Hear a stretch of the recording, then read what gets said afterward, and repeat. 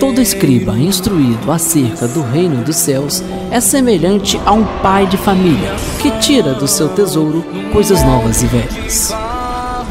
Uma nova jornada pelo conhecimento das Escrituras está prestes a começar. Com a apresentação de Felipe Victório e comentário pastor, professor e doutor Ilmar Sattler, está entrando no ar o podcast que irá alimentar o seu conhecimento das Escrituras. Baú do Escriba. Descubra o tesouro da Palavra de Deus.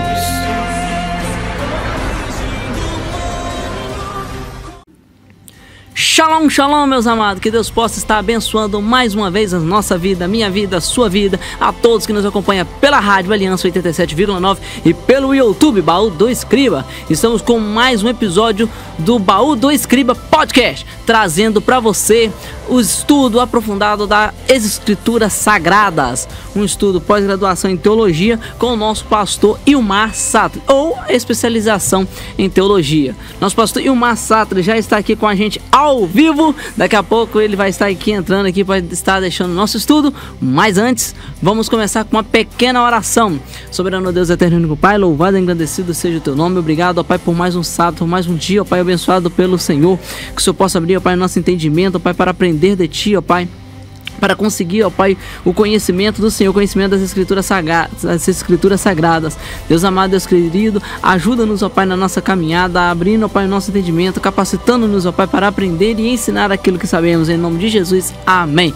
Quero deixar aqui um pedido, deixe seu like, aqui embaixo, aqui, ó, aí, abaixo do vídeo, tem aí uma caixinha escrito inscreva-se. Se você ainda não se inscreveu, então clica aí para você se inscrever no nosso canal. Do lado tem um joinha para você estar deixando o seu like aí, curtindo o vídeo.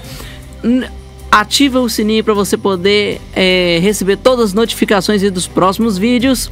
E compartilhe o link desse vídeo para que mais pessoas possam ter acesso a esse estudo das Escrituras Sagradas. Nós estamos agora na primeira temporada, que é Gênesis.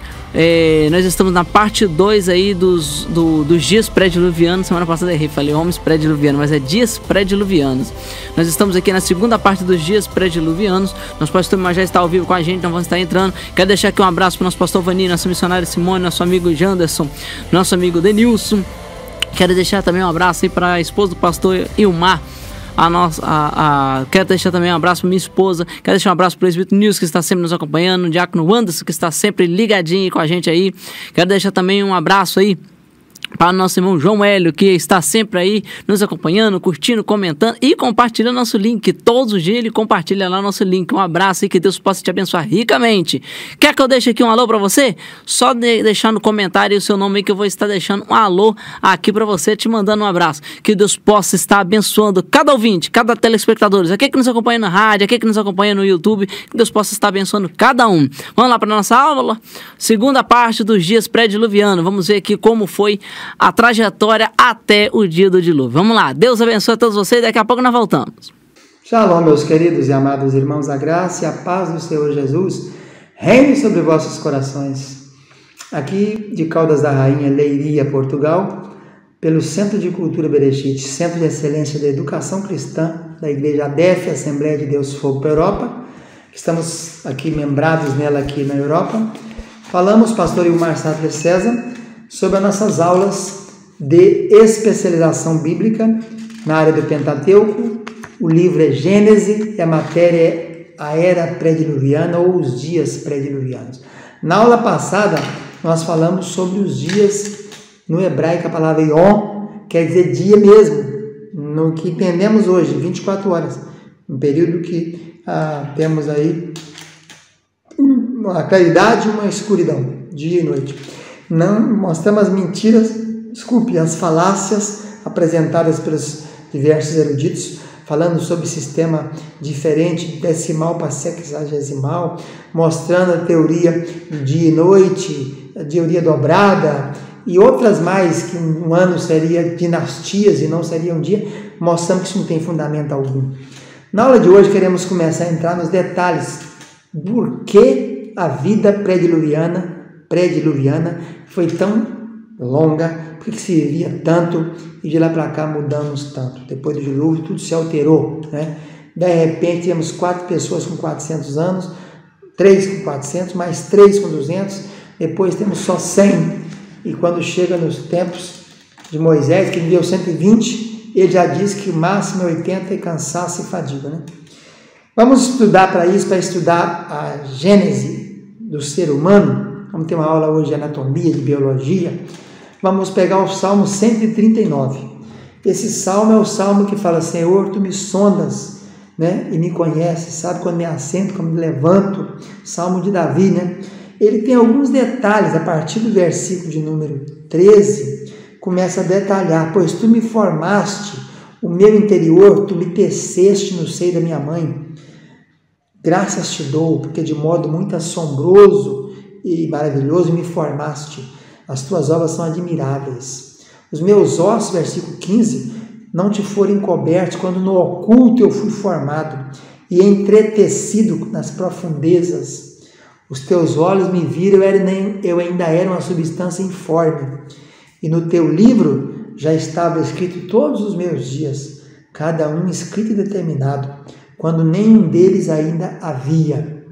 Então, esses versículos aqui serão objeto de uma exegese, para a gente entender um pouquinho da constituição do ser humano na sua parte menor, que são as células.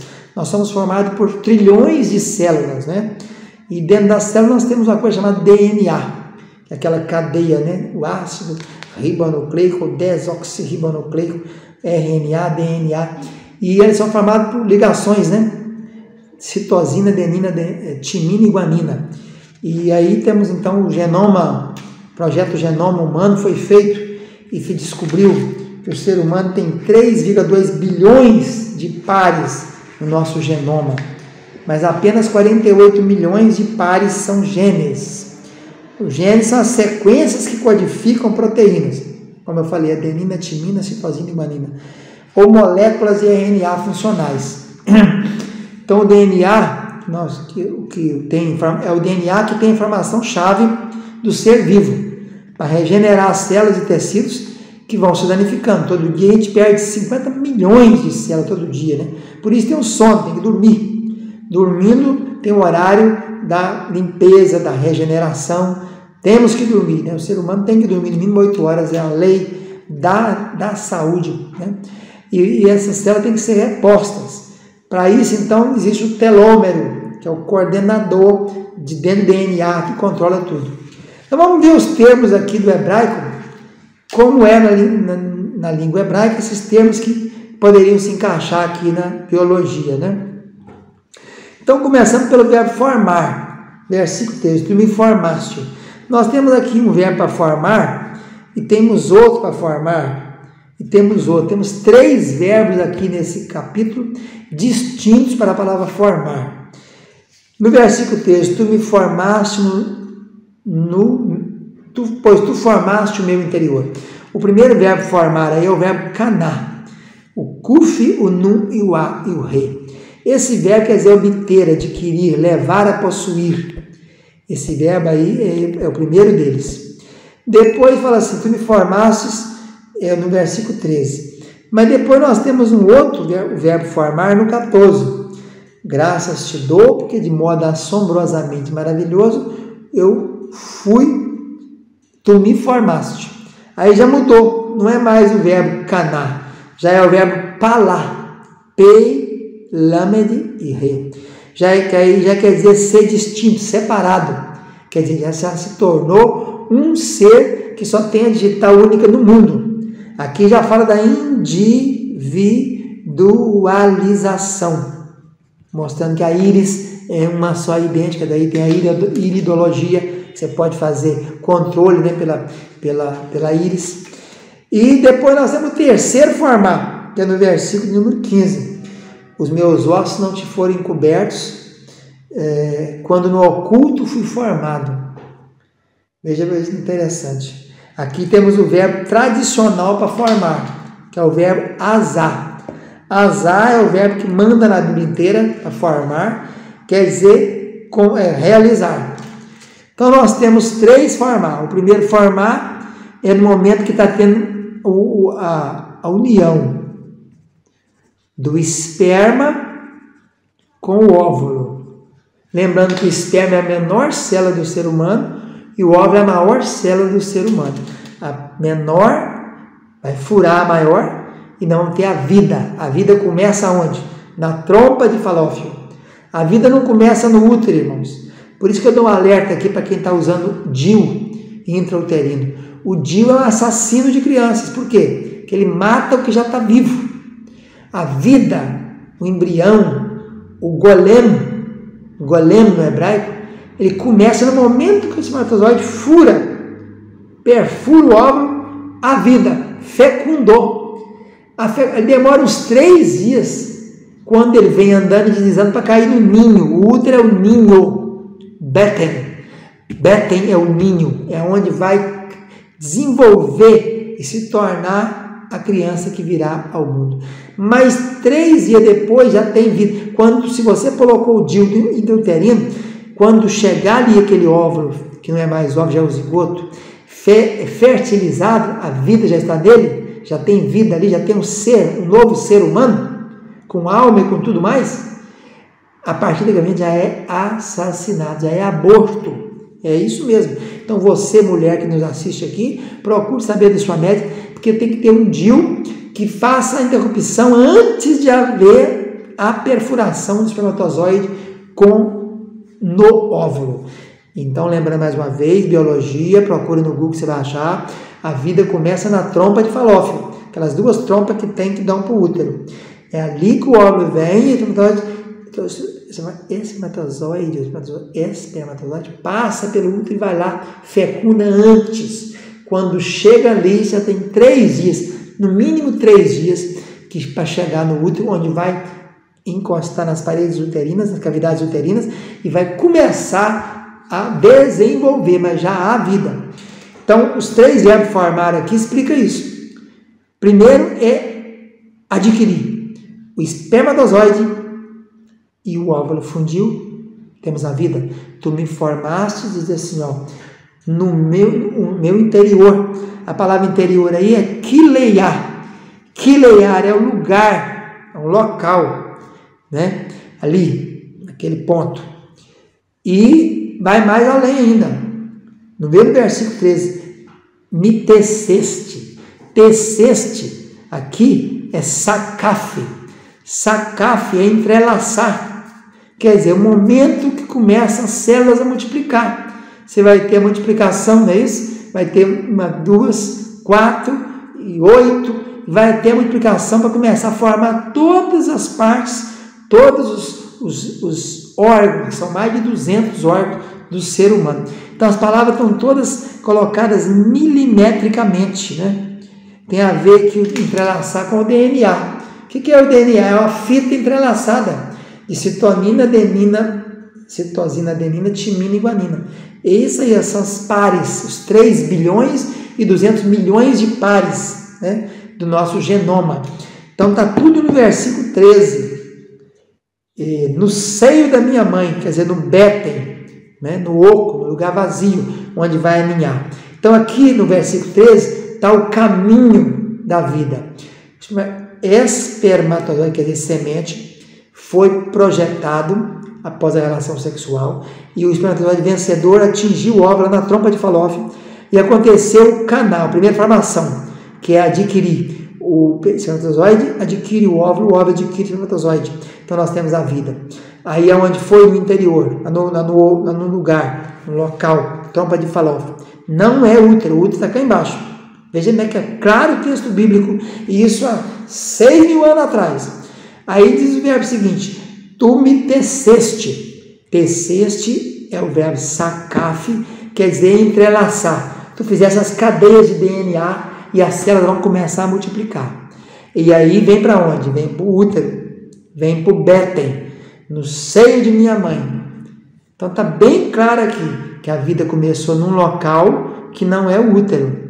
Por isso eu aviso, fique alerta para não estar fazendo aborto sem querer, quem está usando DIU. 139 de Salmos, versículo 14, vamos ver, 14 e 15 hoje. Então nós chegamos agora no segundo verbo formar. O primeiro verbo formar é adquirir, é quando o espermatozoide perfura o óvulo e forma a vida, né? Começa o embrião. Depois ele vem para o ninho, que é o útero, onde vai se desenvolver. Aí o versículo 14 diz assim: graças eu te dou, visto que assombrosamente, né, de modo maravilhoso, me formaste. Assombrosamente, assim, reverentemente. Reverência. Modo assombroso é modo reverente. Então é uma coisa muito reverente. A vida é muito importante. É um negócio super importante para Deus, né? Apesar que o homem não acha tão importante, né? Porque o tanto que se mata no mundo, né? O Brasil é um dos campeões de assassinatos do mundo, né? Os seguidores de Caim e depois de Lameque, quinta descendência dele, quinta geração de Caim, que matou mais 2, né? As primeiras mortes no mundo. Então, eles não consideram a vida preciosa, mas Deus, para Deus, a vida é uma coisa super reverente, né? Por isso colocou essa palavrinha aqui, do modo assombroso, de modo temeroso. O verbo aqui é o verbo yaré, quer dizer temer, reverenciar, a coisa que Deus reverencia. Me formaste aqui, o verbo formar não é mais do de lá. O de lá era adquirir quando o esperma adquire o óvulo adquire o esperma, é a junção dos dois, a fusão. Aqui formar é palá.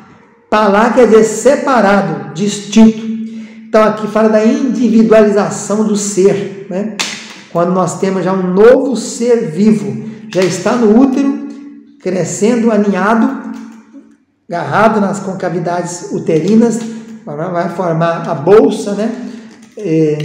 E vamos começar a ter o cordão umbilical, mas já temos então a individualização, há um novo ser, há um indivíduo separado, distinto, DNA distinto, íris distinta, digital única, né? Íris única, tudo único, é um ser especial formado por Deus. Então, esse verbo formar, número I, o segundo verbo formar aqui desse capítulo 139, está centralizado nisso aí, nas características personalíssimas de cada ser humano, que não tem igual no mundo inteiro, só aquele indivíduo tem.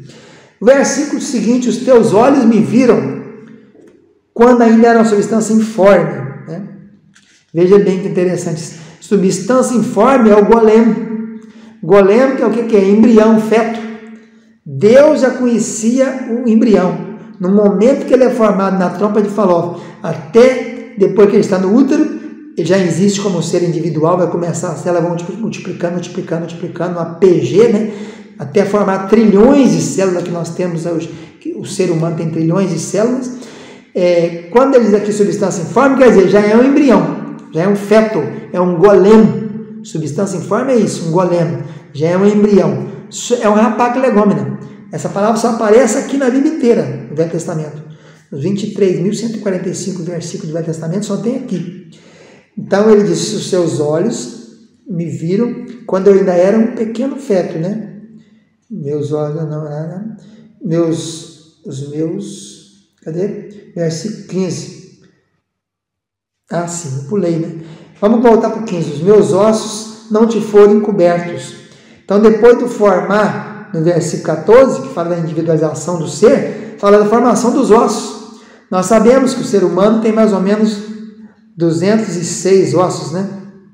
Há uma diferença pequena aí, mas tem o maior osso, que é o fêmur, o menor osso, né? Que é a bigorninha do ouvido, martelo, bigorna. Temos os ossos do crânio, occipital, parietal, etc e tal, né? Tem maxilar, tem tarso, dedo, falante, falangeta, rádio, cúbito, húmero, etc. Então, os ossos, a palavra osso aí, a palavra otisem, aparece somente 3 vezes no Velho Testamento, né? Então, está começando a se formar os ossos, com as células multiplicando. Aí diz assim: não te foram encobertos, não te foram ocultos, não foram escondidos, né? Encobertos aqui é o verbo esconder mesmo. Quando no oculto aqui é no esconderijo.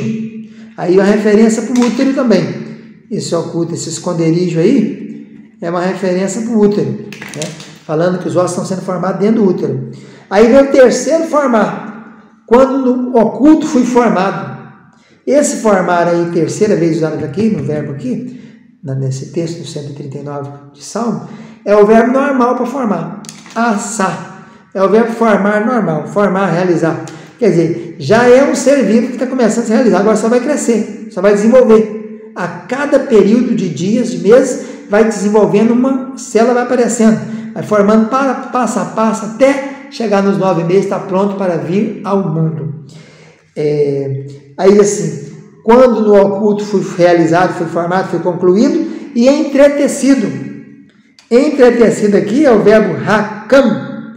Hakam quer dizer misturar cores, matizar.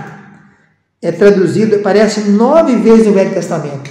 Dessas 9 vezes do Velho Testamento, a gente tem exatamente 8 vezes que foi usada a palavra como bordador.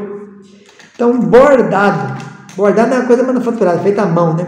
Então, é um trabalho, a multiplicação, a formação do embrião, essa coisa que só Deus é que faz, né? É um mistério, um milagre, um miraculo, um prodígio, uma maravilha. Por isso a palavra maravilha aparece aqui várias vezes nesse salmo. Modo maravilhoso, modo assombroso, eu fui feito. Que realmente a maior maravilha do mundo é essa, a formação de um novo ser, né? Então aqui está assim, o versículo diz assim: os meus ossos não foram cobertos quando no ventre, quando no útero, quando no esconderijo eu fui entretecido. Quer dizer, aquele detalhe montado, um quebra-cabeça, né? É um matizado, misturar as cores. A gente sabe que as 7 cores naturais, viria depois no arco-íris de Noé, né? São somente 7 o espectro das cores. As demais são misturas de cor. O branco é a ausência de cor. O preto são todas as cores juntos. Mas branco e preto nem é cor, né? A cor é azul, anil, laranja, amarelo, azul, e verde, e etc. São as 7 cores do arco-íris. Vamos falar depois sobre isso aqui. E continua o versículo 16. Os teus olhos me viram quando eu era um golem, um embrião, já começando a ter característica de vida, né? Aí diz aqui agora outra coisa importante estudar nesse salmo aqui, vamos estudar depois. Vamos parar nessa aula de hoje aqui com o segundo verbo formar e o terceiro verbo formar, e mostrando aqui o dedo de Deus agindo aqui para produzir um novo ser humano com individualidades, tato, polegar, digital individualizada, íris individualizada e tantas essas coisas que só o indivíduo tem. Estamos ministrando aqui as aulas de especialização bíblica ou pós-graduação bíblica na área de Pentateuco, no livro de Gênesis, e a matéria é os dias pré-diluvianos, ou a era pré-diluviana. Fizemos a segunda parte da análise exegética do Salmo 139, mostrando o início da vida, como Davi, por revelação divina, escrevendo o Salmo 139, teve essa bênção de receber essa revelação profética do início da vida, quando o espermatozoide se encontra com o óvulo lá na trompa de Falópio e forma a vida, depois vem para o útero, vem para o Betem, depois nós temos a individualização do ser e depois temos o embrião, o golem. Na aula de hoje veremos sobre, ainda a última parte do exegese desse salmo, sobre os pensamentos de Deus maravilhoso e a diferença entre conhecer, sondar e esquadrinhar. Tudo aqui no Salmo de Davi. Lembrando que Davi foi o rei poeta, né? Aquele camarada, aquele rapaz que não tinha nem 19 anos quando enfrentou Golias, o gigante de Gate, que tinha 6 covos e 1 palmo, e por Deus derrubou Golias e ele caiu para frente. Golias não caiu para trás. Se ele caiu para trás, era obra de Davi. Como ele caiu para frente, é obra de Deus. Porque a tendência é o quê? A força centrífuga, né? Tinha que bater no Golias e cair para trás. Mas que caiu para frente, mostrando que Deus que derrubou, não foi pedrinho de Davi, né? Davi foi só um agente de Deus para fazer o milagre. E ele é um homem, achei Davi, homem segundo meu coração. E eu quero dizer aqui nessa aula de Pentateuco, Gênesis, o que é um homem segundo o coração de Deus? É aquele que faz a vontade de Deus. Davi fez a vontade de Deus, não a dele. Quando ele fez a dele, ele pecou, né? Foi atrás de Batseba, matou Urias e pecou gravemente, né? Adulterando e matando. Mas, queridos, Deus revelou a Davi o Salmo 139. Davi era o homem segundo o coração de Deus, né?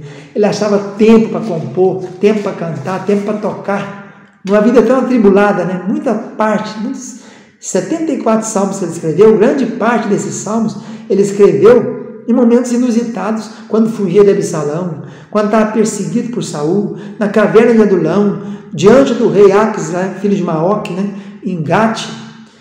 em momentos assim, você pensa que deveria estar chorando, lamentando ou rindo, estava compondo com a sua harpa para Deus. Então, um homem que tinha como prioridade Deus na vida dele.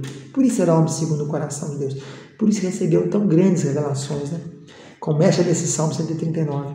Hoje vamos ver então sobre os pensamentos do Senhor nesse Salmo. Vamos pegar então o Salmo 139, vamos ver o versículo 2. Diz aqui: sabes quando me assento, quando me levanto, de longe penetra no meu pensamento. A palavra pensamento me despertou a atenção aqui, porque nós encontramos essa palavra aqui no versículo 139, no capítulo 139, no versículo de número 2, né? Aqui a palavra réia, depois nós temos novamente pensamento no 17, vamos ver se é isso mesmo. Quão preciosos para mim, ó Deus, são os teus pensamentos, né? Então, os pensamentos de Deus são pensamentos, quer dizer, o que Deus tem para nós, né? É o que Ele pensou para nós. E isso são mistérios de Deus, né? Mas a palavra pensamento tem duas palavras no hebraico, por isso que eu coloquei aqui. No Salmo 139, versículo 23, diz assim: sonda-me, ó Deus, conhece o meu coração, prova-me e conhece os meus pensamentos. Então, pensamento, os primeiros pensamentos são os pensamentos divinos. O que Deus pensa para nós? E aqui já o pensamento humano. Pensamento humano não é divino. Por isso a palavra réia, no primeiros 2, versículo 139, versículo 2, versículo 17, não é igual 139, versículo 23, quando Davi diz assim: Senhor, sonda-me, Senhor, conhece meu coração, prova-me, Senhor, conhece meu pensamento. Então a palavra aqui já é sareapim,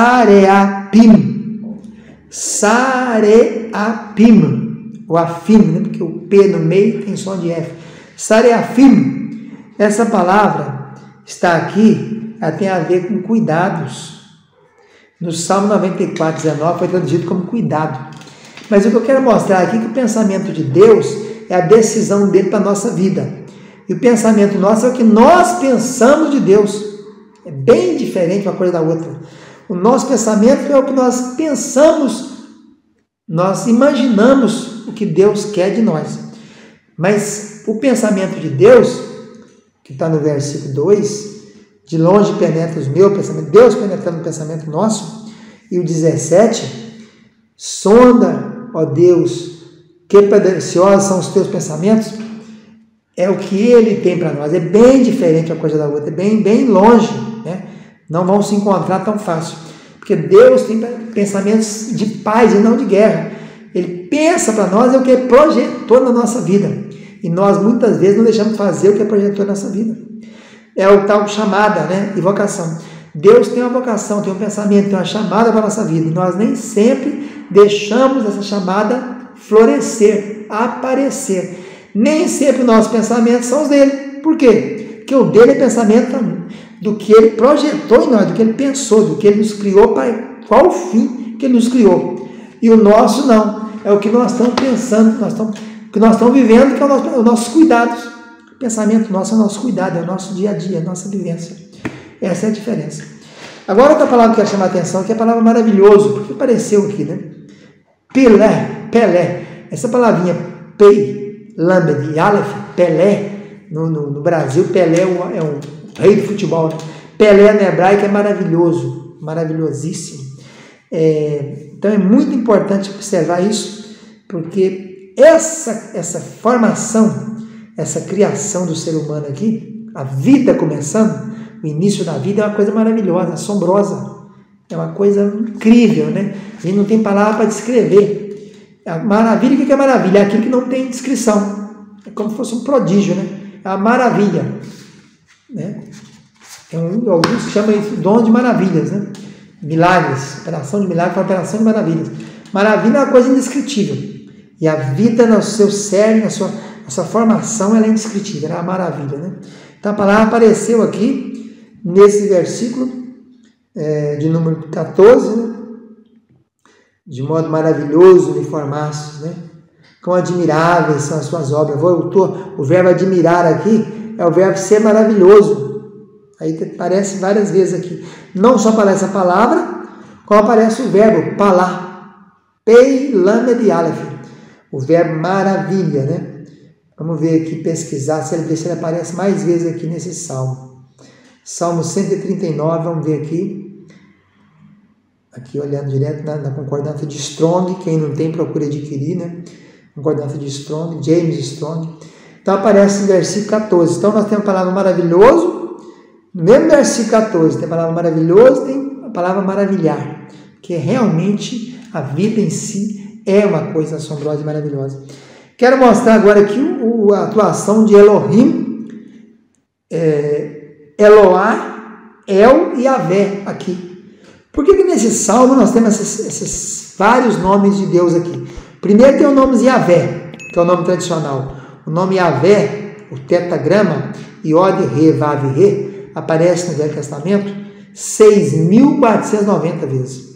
Olha que não é à toa que tem um 6, tem um 4, tem um 9, tem um 0, né? Todos os números importantíssimos. Zero, quando faz tudo, é inútil, é zero. Quando o homem completa tudo, quando ele morre para o mundo e nasce para Deus, ele é zero. 6, número do homem. 4, da totalidade. E o 9, da operação de maravilhas. Aí. Mas fora isso, nós encontramos aqui, nesse salmo, o nome de Deus em outros versículos. E aí a gente vai ver qual que é no original, para entender por que isso, né? A gente acha que o El, não apareceu Elohim aqui, na criação de Deus. Aqui o versículo 17. El, que precioso para mim, ó El.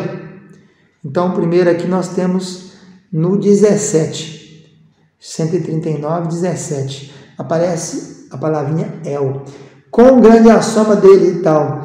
Depois nós continuamos no 19. Tomara, ó Deus. Aí já aparece o feminino. Parece o feminino de El. Eloá. O nome da minha netinha, né? Chama Eloá.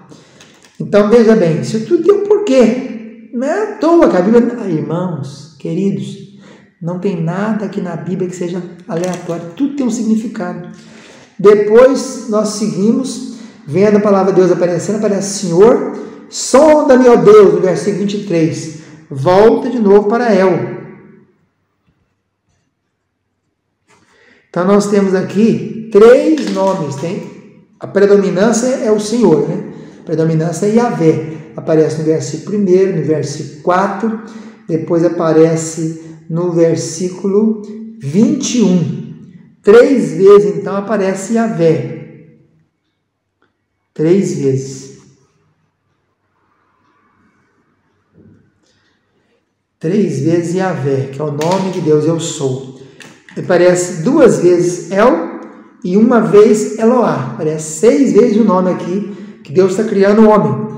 Então, mostra a ação de cada agente, né? El, Eloá e Yahvé. Então, como aqui está falando de masculino e feminino, Deus apresentou o Zahav e o Nekeivá. Apareceu o nome de Deus masculino, que é El, apareceu o feminino, que é Eloá, mostrando que o ser que está nascendo pode ser simbolicamente, profeticamente, masculino ou feminino, pode ser menino ou menina. Por isso apareceu o nome de Deus masculino, apareceu o nome de Deus singular, está mostrando esse modo maravilhoso, né? Que até o nome de Deus está acompanhando o que está acontecendo, que a vida vai surgir, e que se vai ser menino ou menina, vai depender dos cromossomos, né? 23X, 23Y. Se predominar um é masculino, se predominar o outro é feminino. Para encerrar essa aula agora, o verbo conhecer, sondar e esquadrinhar. O conhecer aparece 6 vezes aqui, no Salmo 139. Conhecer é Yadá, é o verbo Yadá, conhece, conhecer, né? Aparece 6 vezes aqui, Yadá. E já o verbo sondar aparece só 2 vezes. Sondar aparece no início e no fim. É o verbo hakar, hakar. E o verbo esquadrinhar, 1 vez só, zará, zará. Zará 1 vez só. Então, meus queridos, são mistérios exegéticos do 139. Qual a diferença do homem, antes do dilúvio, pré-diluviano, e o homem depois do dilúvio? Vamos ver isso pela ciência e pela Bíblia. Então, voltando lá que nós começamos a falar, o ser humano se forma, começa a multiplicação de células. Nós temos, então, o genoma. O que é o genoma? É o conjunto de genes. Genes são as sequências que codificam proteínas ou moléculas dentro do ser humano. As células são trilhões e nós temos 3,2 bilhões de pares no nosso genoma. Nosso genoma não é um dos grandes genomas, tem mais 2 além do nosso, mas é um genoma que tem muitos abaixo dele. Mas só que tem alguma coisa interessante que os cientistas pesquisaram e descobriram. 48 milhões de pares desses 3,2 bilhões entrelaçados na cadeia de DNA, 48 milhões, são 3,2 bilhões de pares, adenina, timina, citosina, guanina, que são os nucleotídeos, mas apenas 48 milhões de pares são genes. E os genes são os que codificam as proteínas. O DNA é o que leva a informação, é a chave, né, da vida, é o DNA. Então, recentemente, foi descoberta muita coisa sobre o genoma humano, que eles fizeram o sequenciamento, né? E dentro da célula nós temos algumas partes interessantíssimas, além de ter mitocôndrias, complexo de Golgi, o núcleo, nós temos o telômero. O que é o telômero? Telômero é a palavra fim, telos quer dizer fim. É a célula importantíssima, os telômeros, porque eles é que coordenam a multiplicação das células, eles coordenam isso aí. Então é um cordão, para você entender bem, como fosse um cordão de sapato. Na ponta do cadastro tem que ter o quê? Um pedacinho de plástico para não deixar desfiar. Então esse controle da multiplicação das células é o telômero. E de acordo com as células vão se perdendo, todo ser humano perde por dia 50 milhões de células, no mínimo. Então, o telômero vai se desfazendo, vai acabando. Chega um momento que chega ao fim, quando a vida chega ao fim. Quando o telômero acabou, morre a pessoa. Então, as extremidades dos 46 cromossomos que estão no núcleo são controlados por esse pequeno ser, né? Essa pequena parte da célula, onde controla os 23 cromossomos X e os 23Y. Então, de acordo com o que vai acabando o telômero, a vida vai se perdendo. Há alguns anos foi descoberto que a cada nova divisão celular perdia-se uma pequena fração dessas sequências protetoras, chamada então de telômeros. Mas voltando para o DNA, desses 48 milhões de genes, GNS, são sequências que codificam proteínas, nós temos apenas cerca de 21 mil genes que codificam proteínas. De 48 milhões, só tem 21 mil funcionando hoje, que são genes. E o restante desse aí, são só 3% funcionando. 97% são sequências intergênicas, ou sequências relacionadas aos genes, por exemplo, reguladores, introns, repetição genômica, etc. Então, esse estudo mostrou que os humanos têm um genoma muito extenso, que tem uma relação de quanto maior o genoma, maior a idade, maior a vida, maior a longevidade. Entretanto, somente 3% do DNA é útil, é aproveitável. 97% do nosso DNA está inativo. Quando ficou inativo? Depois do dilúvio. Então, está comprovado aqui, pelo estudo científico, 3% hoje só funcionando, 97% funcionava antes do dilúvio. Então, por isso é que se vivia tanto antes do dilúvio, que funcionava tudo completamente. Além do ser diferente interiormente, as células, a composição celular ser mudada depois do dilúvio, tem as interferências do clima, da vegetação, do alimento, da pressão, do oxigênio, que nós vamos ver ainda nas aulas aqui. Então, para que serve essa grande quantidade de genoma inativo? A ciência não deixa claro. O certo é que o relatório científico sobre a decifração do genoma humano, em particular desse DNA inativo, está cheio de termos seguinte: misterioso, vírgula, função desconhecida, vírgula, enigma não resolvido, vírgula. Fica bem claro e patente, né? Claro, para que a gente ia ter um genoma tão grande se está usando somente 3%? Claro que antes do dilúvio usava-se tudo. Por isso a vida era tão longa, o telômero demorava muito mais a se acabar, porque todos os genes estavam ativos, né? Todo o DNA estava ativo. Esse enorme DNA que está hoje inativo em nossas células, pode alguma vez ser funcional em certa etapa da história humana, que as células pudessem ter ocupado, por exemplo, para codificar proteína e prolongar a vida? Sim, claro que sim. A resposta é sim. Nos dias pré-diluvianos, terá podido o autor da vida na Terra ter condicionado a longa vida no início de suas criaturas e em seguida ter alterado essa situação do DNA? Sim, evidentemente. Telômeros e longitude do telômero foram alterados para os dias depois do dilúvio. O homem mudou completamente, irmãos. A vida até 100, que nasceu antes do dilúvio, é uma coisa. Arfaxade é o primeiro camarada mencionado na linhagem de Noé, que nasceu depois do dilúvio. Ele é outro sujeito. Se você estudar a anatomia de Sem e estudar a anatomia do filho dele, chamado Arfaxade, você vai ver esse monte de diferença. Um tem 100% de DNA ativo, o outro só tem 3%. Perdeu, foi perdendo aos poucos, né? Creio que até Arfaxade não foi de uma vez só não, que ele ainda viveu 400 anos. Eu acho que depois, quando chega a idade nos 100, por aí, é que acabou mesmo, e que chegou a 3%. Deve ter sido degenerado aos poucos.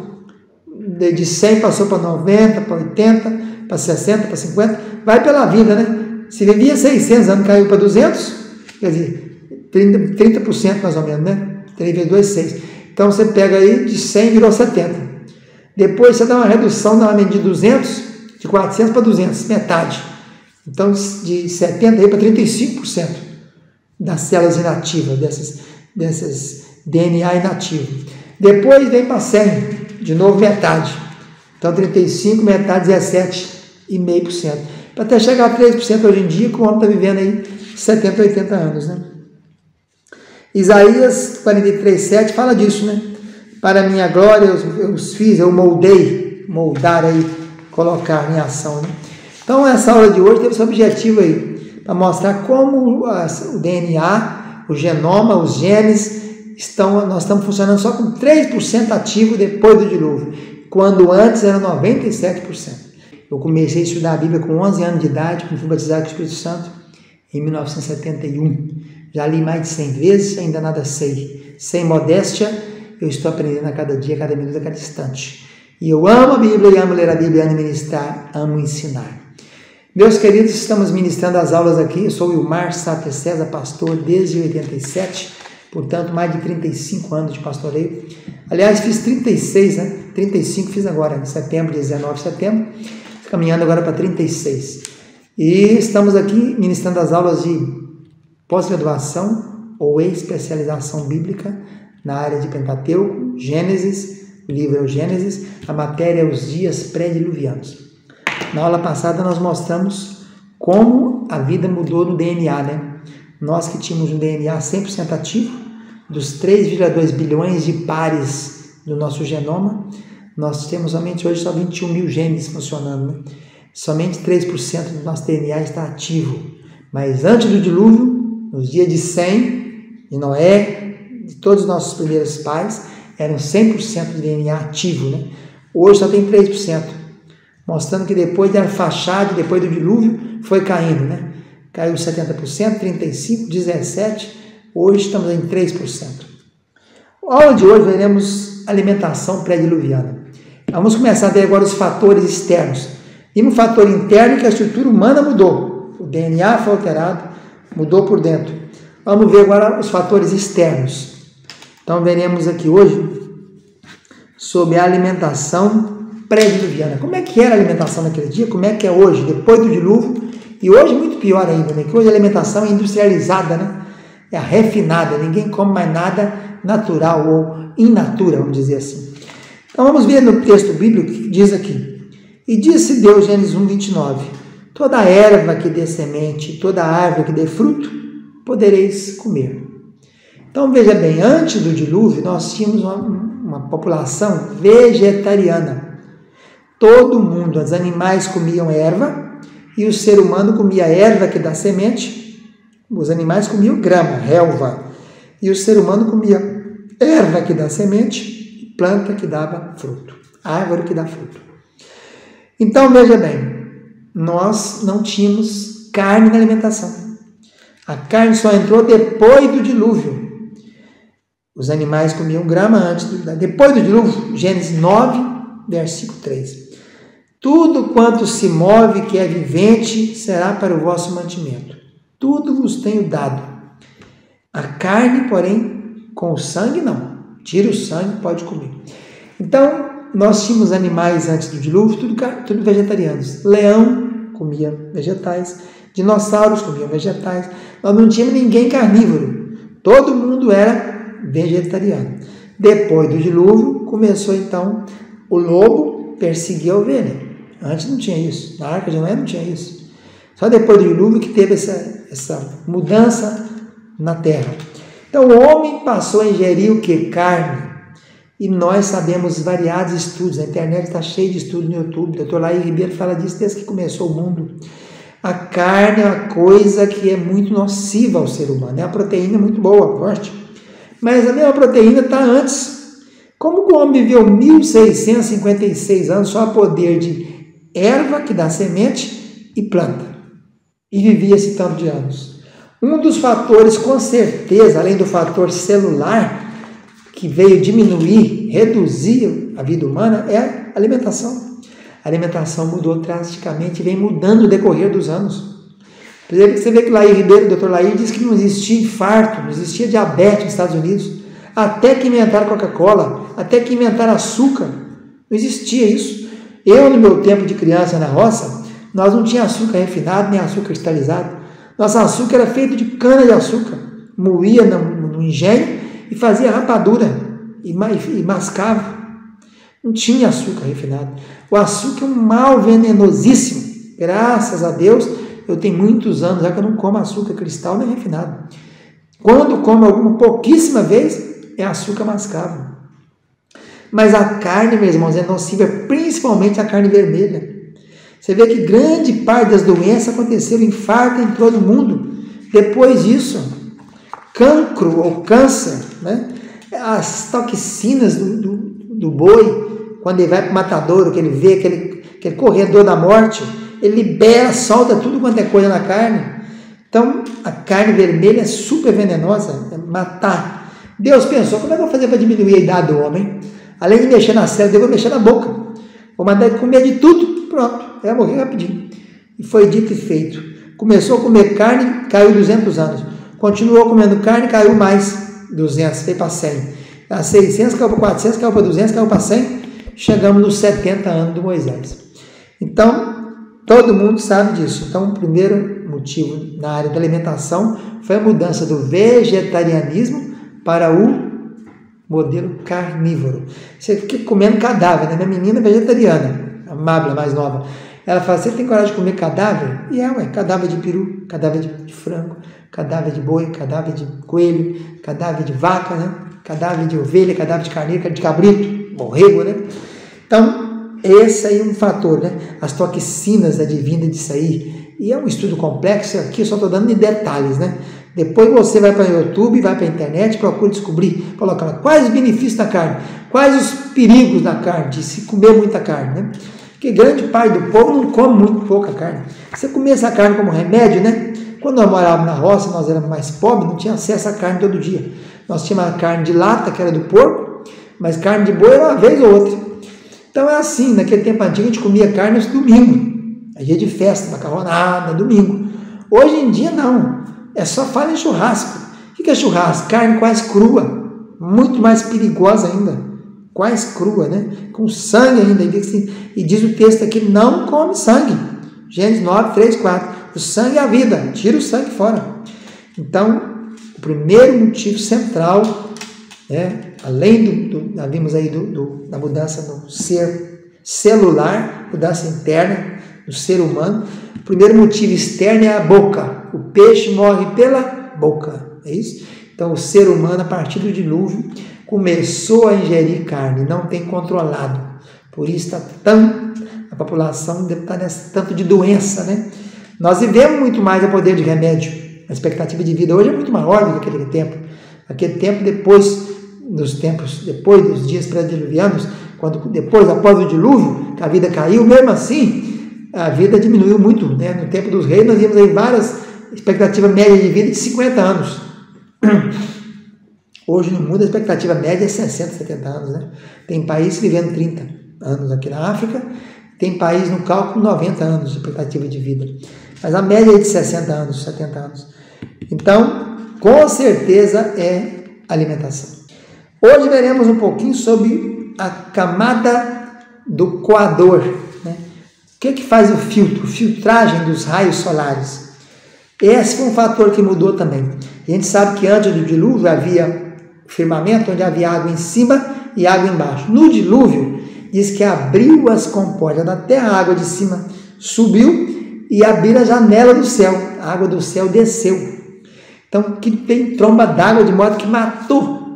Muita gente pinta o dilúvio, que a pessoa na arca tentando subir, bater na porta, né? Abre a porta. Não escapou ninguém para chegar ali não, irmãos.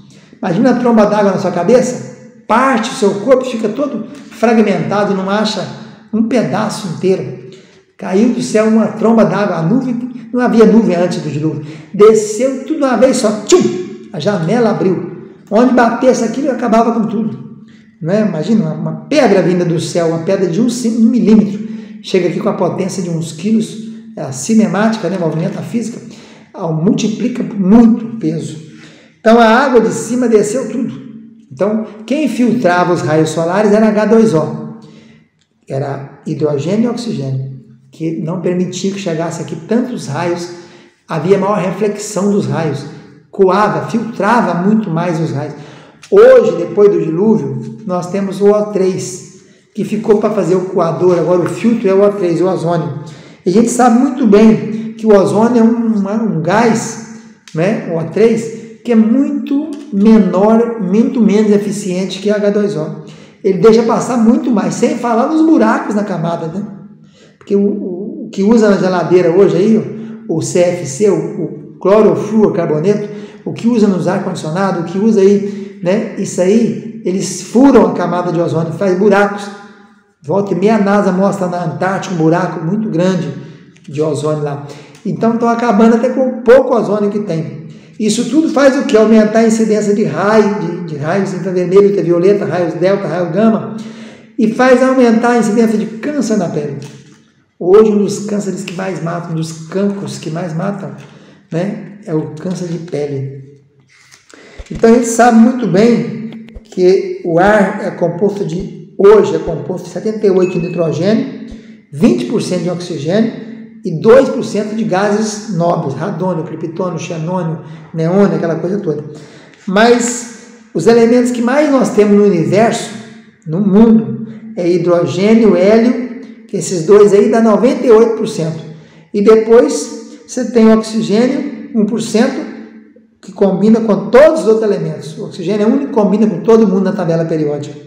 Mas eu estou mostrando aqui que naqueles dias pré-diluvianos, nós tínhamos um filtro solar muito mais forte, potente, que permitia que a vida se estendesse. Depois do dilúvio, esse filtro acabou. Ficou o ozônio, que é um filtro muito menos capacitado. Passa muito mais raios, que vem atingir, reflete muito mais, e a Terra, vocês sabem que 1/3 bate e volta. 2/3 é processado aqui e é devolvido para fazer o efeito estufa, para permitir que haja temperatura ambiente na Terra, né? Antes do dilúvio, tudo era a mesma coisa. Nós tínhamos pressão equilibrada, pressão atmosférica equilibrada. Não havia vento, não havia nuvem. Porque vento é o que? O resultado do vento? É o ar em movimento. O ar em movimento é porque a altitude é diferente, porque a Terra andava inclinada. Antes do dilúvio, a Terra não andava inclinada. A inclinação da Terra é depois do dilúvio, que vai ocasionar essa aí, que a água desce todinha, uma bola, a Terra era uma bola, e hoje não é mais uma bola, uma circunferência exata, um círculo completo. A Terra hoje ela é oval. A Terra, qual é o conceito de Terra? É um círculo achatado nos polos, onde está a água doce do dilúvio, polos norte e polo sul. Então a pressão, que é o ar, a atmosfera que exerce sobre a superfície do planeta, não era a mesma de hoje, depois do dilúvio. A pressão antes era muito diferente, era 2 a 3 vezes maior.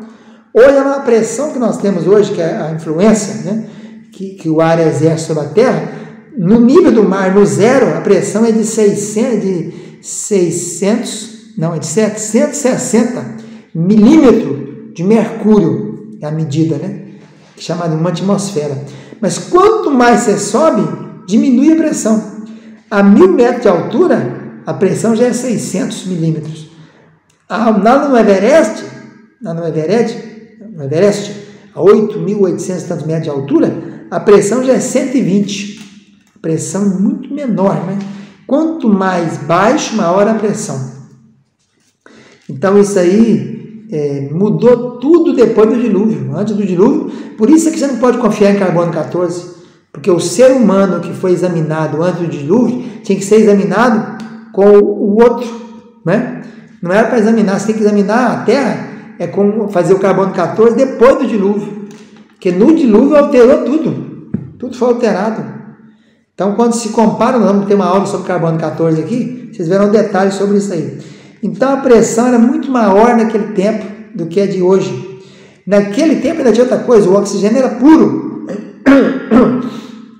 Não havia oxigênio. Hoje a gente só tem oxigênio puro nas camas hiperbáricas, aquelas camas usadas onde tem oxigênio puro e a pressão muito, muito maior, para fazer cicatrizações, para acelerar o movimento celular. Isso existe as chamadas câmeras hiperbáricas. Quando precisa cicatrizar rapidamente, fazer um pós-operatório rápido, medidas emergenciais, você usa o oxigênio 100% puro e a pressão hiperbárica é muito maior. Então, nós falamos nessa aula de hoje sobre o filtro que mudou, a pressão que alterou, o oxigênio que alterou. Vamos ver depois do oxigênio. Vamos ficar por aqui então. Fica na paz. Tchau, tchau. Graças a Deus, meus amados, é isso aí, chegamos ao final da nossa aula, que Deus possa estar abençoando a cada um que nos acompanhou até aqui. Semana que vem nós voltamos de novo com os dias pré-diluvianos, terceira parte. Essa aula foi bem grande, que nós dividimos em 3 partes. Semana que vem nós estaremos de novo, que Deus possa estar abençoando a cada um ricamente. Fique com Deus, até sábado que vem, amém?